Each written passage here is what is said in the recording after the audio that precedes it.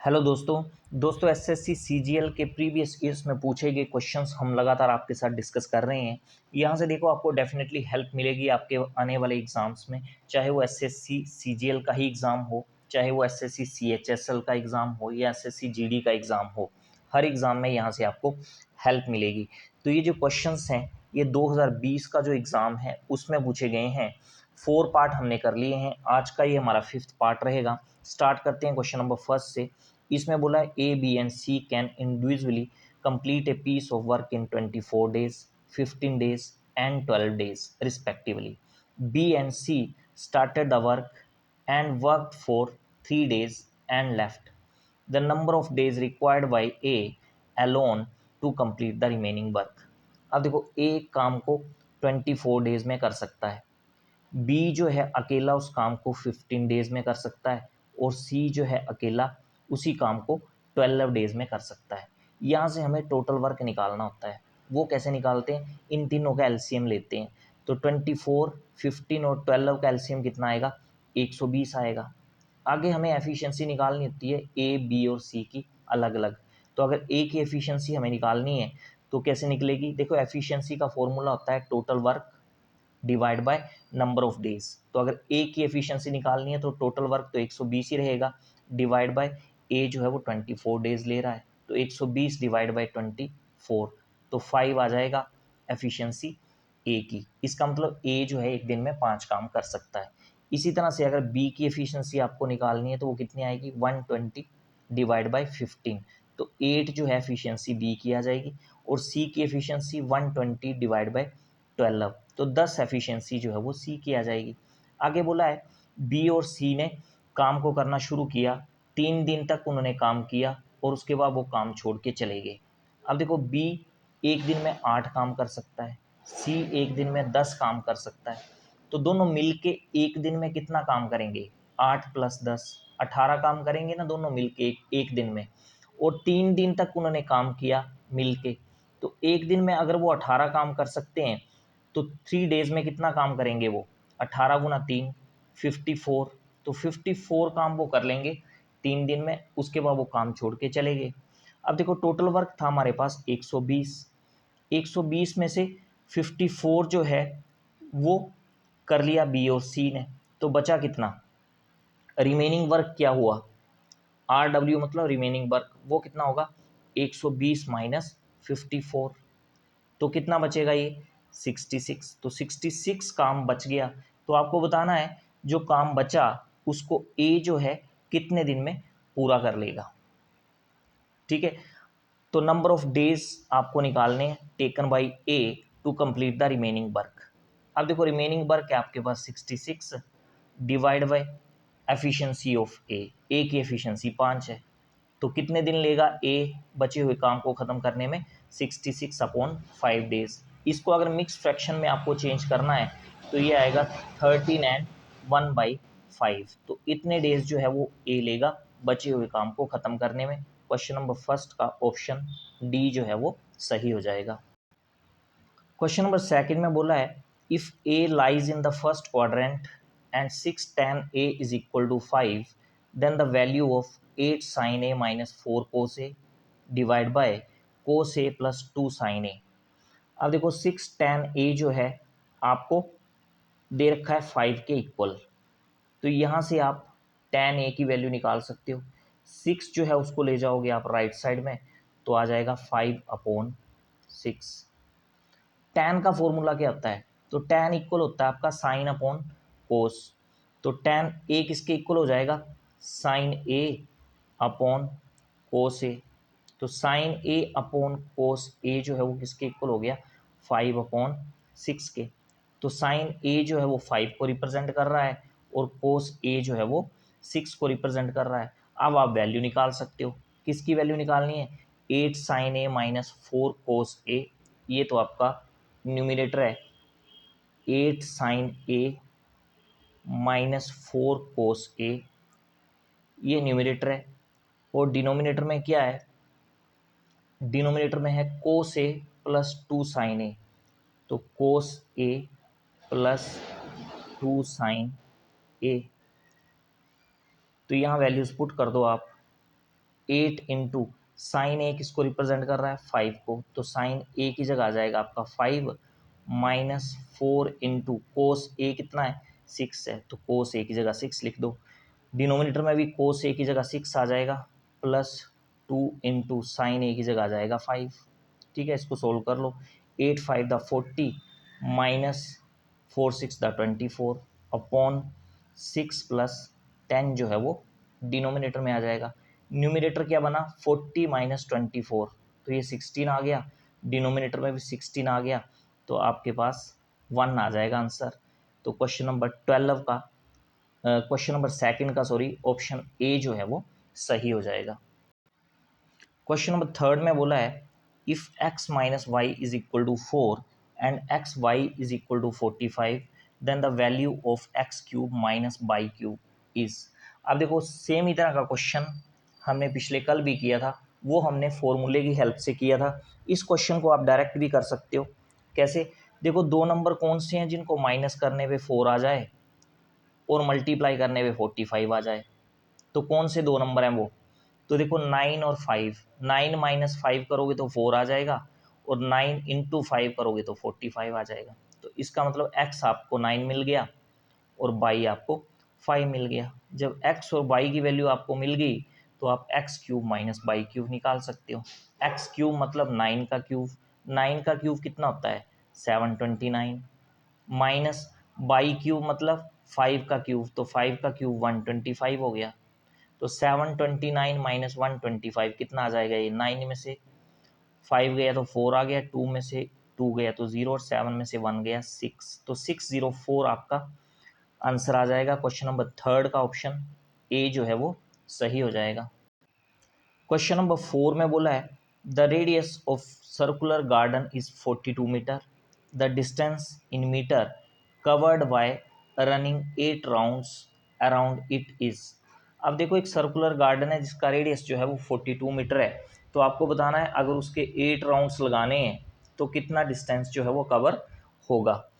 तो एक राउंड में कितना डिस्टेंस कवर होता है, जितना कि सरकमफ्रेंसिस होता है सर्कल का, और सर्कल का सरकमफ्रेंसिस क्या होता है 2 पाई आर। तो एक राउंड में कितना डिस्टेंस कवर होगा 2 पाई आर। वैल्यू यहाँ पे पुट कर लोगे, पाई की वैल्यू 22/7 उसने बोला है लेनी है, और रेडियस तो आपको 42 मीटर जो है वो दे ही रखा है। काटोगे 7 6 द 42 हो जाएगा, 22 को 6 से मल्टीप्लाई करोगे तो 132 आएगा, और 132 को 2 से मल्टीप्लाई करोगे तो 264 आ जाएगा, 264 मीटर। तो ये आया एक राउंड के लिए जो डिस्टेंस आएगा, तो एक राउंड में इतना डिस्टेंस कवर होगा। आपके कितने राउंड का डिस्टेंस पूछा है 8 राउंड का, तो मल्टीप्लाई 8 कर लो, 264 मल्टीप्लाई 8, तो ये जब आप करोगे तो ये आ जाएगा आपका 2112 मीटर। ठीक है, 2112 मीटर का डिस्टेंस कवर होगा 8 राउंड लगाने में। तो क्वेश्चन नंबर 4 का ऑप्शन बी जो है वो सही हो गया। क्वेश्चन नंबर 5 में बोला है a person sells an article at 10% below its cost price, had he sold it for ₹332 more he would have made a profit of 20%. What is the original selling price? अब देखो एक आदमी जो है coast price, जो उसका coast price है उसका, उस पर 10% वो कम पे आर्टिकल को बेच रहा है। तो बोलता है अगर वह उसको 332 रुपये ज़्यादा पे बेचता ना तो उसको 20% का प्रॉफिट हो जाता। ओरिजिनल सेलिंग प्राइस बताना है आपको। तो पहले तो देखो कितने प्रतिशत कम पे बेचा उसने, 10% कम पे बेचा, जितना कोस्ट प्राइस था कोस्ट प्राइस का 10% कम लगाया उसने, तो 10% का मतलब हो गया आपका 10/100 हो गया। काटोगे तो कितना आएगा, ये 1/10 आ जाएगा। अब डिनोमिनेटर में जो 10 है वो क्या रिप्रेजेंट करता है आपका, वो कोस्ट प्राइस की रेशो होती है, तो कोस्ट प्राइस की रेशो आ गई आपकी 10। सेलिंग प्राइस की रेशो क्या आएगी, अब देखो 10% कम पे वो बेच रहा है उसको, तो इसका मतलब उसको लॉस होगा, तो ये न्यूमिनेटर का 1 जो है ये क्या डिनोट करेगा, लॉस डिनोट करेगा। तो सेलिंग प्राइस की रेशियो क्या होगी 10 - 1, 9 सेलिंग प्राइस की रेशियो हो जाएगी। ठीक है, ओरिजिनली।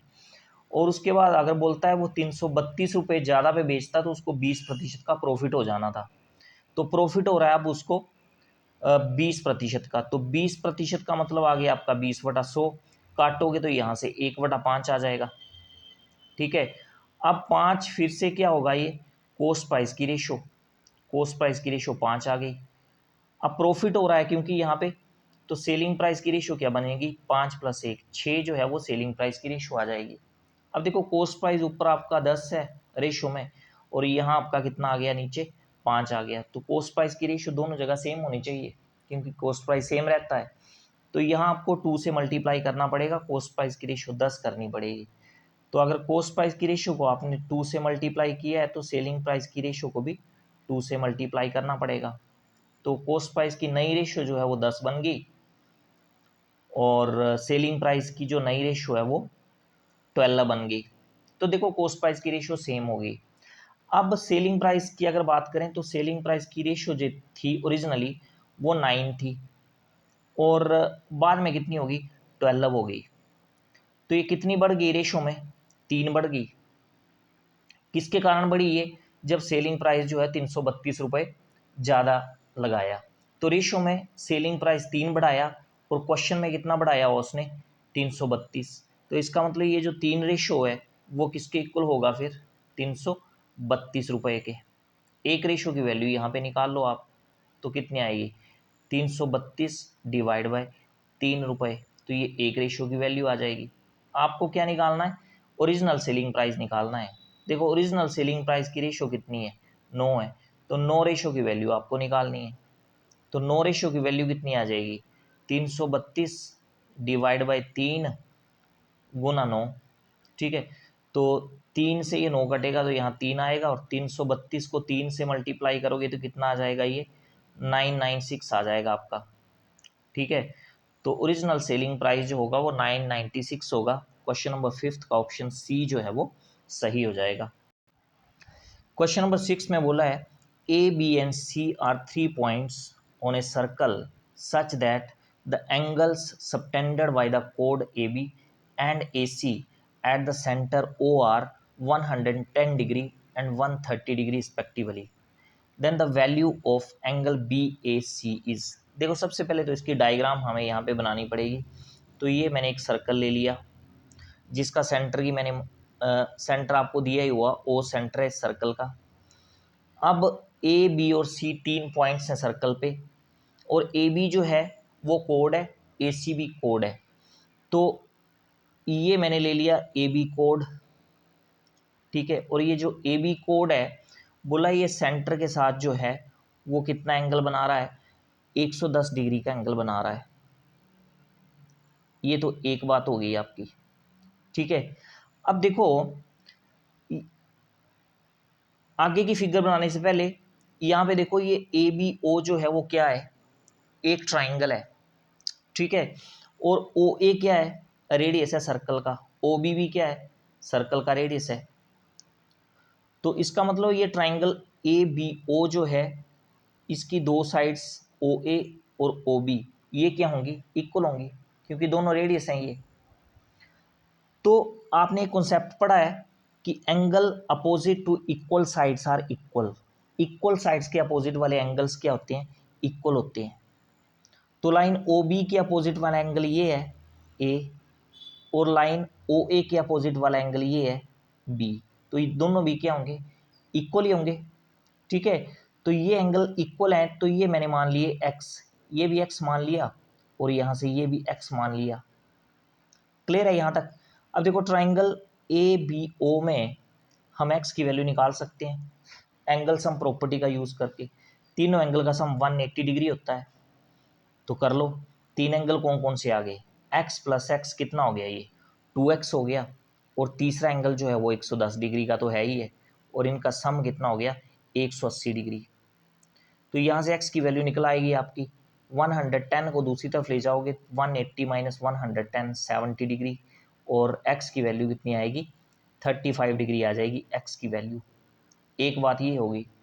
आगे देखो, आगे एक और कोड है ए सी। तो ये कोड ले लिया मैंने दूसरा ए सी। ठीक है। अब ये जो कोड है ये सेंटर के साथ बोलता है एंगल बना रहा है कितने का, 130 डिग्री का। ठीक है। अब यहां भी आप ध्यान से देखो, ओ सी और ओ ए क्या है, ये आपके रेडियस हैं। तो ओ ए और ओ सी दोनों लाइंस आपस में इक्वल होंगी। तो ट्राइंगल ए ओ सी में क्या हो रहा है, दो साइड्स जो हैं वो आपकी इक्वल हो रही हैं। तो इक्वल साइड्स के अपोजिट वाले एंगल्स भी क्या होते हैं, इक्वल होते हैं। तो यहाँ पे भी वही कंसेप्ट लग गया। तो ये वाला एंगल जो है ओ ए सी, ये इक्वल होगा एंगल ओ सी ए के। ठीक है। तो एंगल ओ ए सी अगर बाई ले लिया मैंने, तो एंगल ओ सी ए ये भी कितना होगा, ये भी बाई होगा। यहाँ पे फिर से आप एंगल सम प्रॉपर्टी लगाओगे, तीनों एंगल का सम 180 डिग्री। तीन एंगल कौन कौन से, बाई, बाई और 130 डिग्री। तो बाई प्लस बाई कितना हो गया, 2 बाई हो गया, प्लस 130 इक्वल टू 180। ठीक है। वाई की वैल्यू यहाँ से निकालनी है आपको। तो 130 को दूसरी तरफ ले जाओगे तो 180 माइनस 130 कितना हो जाएगा, 50 डिग्री। तो y की वैल्यू कितनी आएगी, 50/2। तो ये आ जाएगी आपकी 25 डिग्री। ठीक है। अब आपका एंगल बी ए सी जो है वो निकल आएगा। एंगल बी ए सी कौन सा एंगल होगा, ये पूरा एंगल होगा। और ये पूरा एंगल कौन सा है, x प्लस वाई। एक्स की वैल्यू आपके पास आ चुकी है, वाई की वैल्यू आ चुकी है आपके पास। एक्स की वैल्यू 35 है, वाई की वैल्यू 25 है। तो 35 प्लस 25 कितना हो गया, 60 हो गया। तो एंगल बी ए सी कितना होगा, 60 डिग्री। क्वेश्चन नंबर 6 का ऑप्शन बी जो है वो सही हो जाएगा। क्वेश्चन नंबर 7 में उसने बोला है, a train crosses a pole in 12 second and a bridge of length 170 metre in 36 second, then the speed of the train is. अब देखो, एक ट्रेन जो है एक पोल को क्रॉस करने में 12 सेकेंड का टाइम ले रही है। तो अगर लेंथ ऑफ ट्रेन हम x मान लें, एल टी का मतलब है यहाँ पे लेंथ ऑफ ट्रेन, तो ये हमने मान लिया x मीटर। अब ट्रेन जो है वो पोल को क्रॉस करने में कितना टाइम ले रही है, 12 सेकेंड ले रही है। तो स्पीड कितनी आएगी, स्पीड का फॉर्मूला होता है डिस्टेंस अपॉन टाइम। तो डिस्टेंस क्या होगा, जो ट्रेन की अपनी लेंथ होगी वही डिस्टेंस होगा, क्योंकि पोल की लेंथ को तो हम नील मानते हैं, नेग्लिजिबल होती है। तो डिस्टेंस आ जाएगा आपका x और टाइम आपको 12 सेकेंड दे रखा है। तो ये स्पीड आ जाएगी ट्रेन की x/12 मीटर पर सेकेंड। ये तो फर्स्ट केस हो गया। आगे उसने बोला है and a bridge of length 170 meter, और एक ब्रिज को क्रॉस करने में वो 36 सेकेंड ले रही है, और ब्रिज की लेंथ जो है वो 170 मीटर है। तो अगर टोटल लेंथ की बात हम करें तो टोटल लेंथ क्या आ जाएगी, ट्रेन की अपनी लेंथ प्लस ब्रिज की लेंथ। तो ट्रेन की अपनी लेंथ तो x मानी है हमने, प्लस ब्रिज की लेंथ, तो ये आ जाएगी आपकी टोटल लेंथ। और ये टोटल लेंथ कवर करने में कितना टाइम ले रही है वो, 36 सेकेंड का। तो यहाँ से फिर अगर हमें स्पीड निकालनी हो तो वो फॉर्मूला सेम ही रहेगा, डिस्टेंस अपॉन टाइम। तो डिस्टेंस यहाँ पे कितना है, x plus 170 degree divide by time कितना है यहाँ पे 36। तो ये स्पीड आ गई आपकी फिर से मीटर पर सेकंड में। तो देखो ये भी स्पीड है और ये भी स्पीड है, तो दोनों स्पीड्स क्या होंगी, आपस में इक्वल ही हो जाएंगी। तो x/12 जो है वो इक्वल होगा किसके, x प्लस 170/36 के। ठीक है। क्रॉस मल्टीप्लाई यहाँ पे कर लो आप। तो 36 को x से मल्टीप्लाई करोगे तो ये 36x बन गया, और 12 को पहले x से मल्टीप्लाई कर लो तो 12x आ गया, और प्लस 12 को फिर 170 से मल्टीप्लाई करोगे तो 12 को 170 से मल्टीप्लाई जब आप करोगे तो ये आएगा 2040। x की वैल्यू यहाँ से पहले निकाल लो आप। तो 12x को आप लेफ्ट साइड में ले आओ तो 36x माइनस 12x, तो वो करोगे तो वो माइनस करोगे तो 24x आ जाएगा, और दूसरी तरफ आ जाएगा 2040। x की वैल्यू यहाँ से निकाल लो आप, तो कितनी आ जाएगी ये 24 जो है वो राइट साइड में चला जाएगा, डिवाइड हो जाएगा 2040 के साथ, ये बन जाएगा।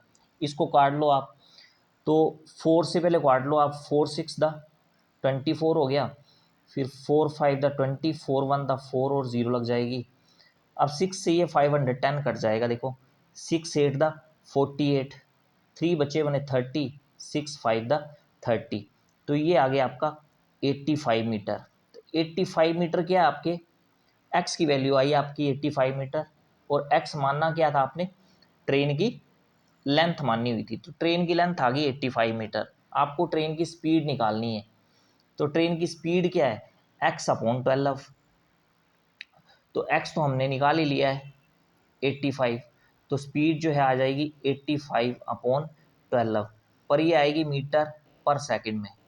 आपको पूछिए किलोमीटर पर आवर में, तो मीटर पर सेकंड को किलोमीटर पर आवर में चेंज करते हैं तो किससे मल्टीप्लाई करना पड़ता है हमें, 18/5 से मल्टीप्लाई करना पड़ता है।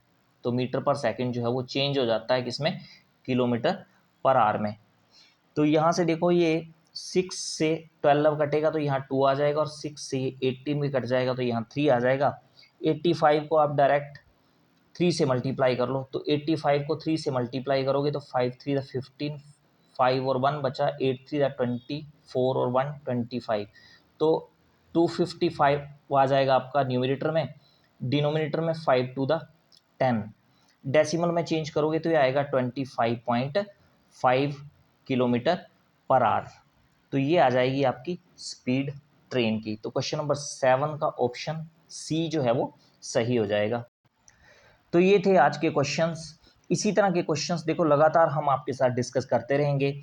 आप सेशन को लाइक और शेयर जरूर कर दीजिए, और चैनल अगर आपने सब्सक्राइब नहीं किया है तो चैनल को सब्सक्राइब भी कर लें। तो आज के लिए फ़िलहाल इतना ही। Thanks for watching.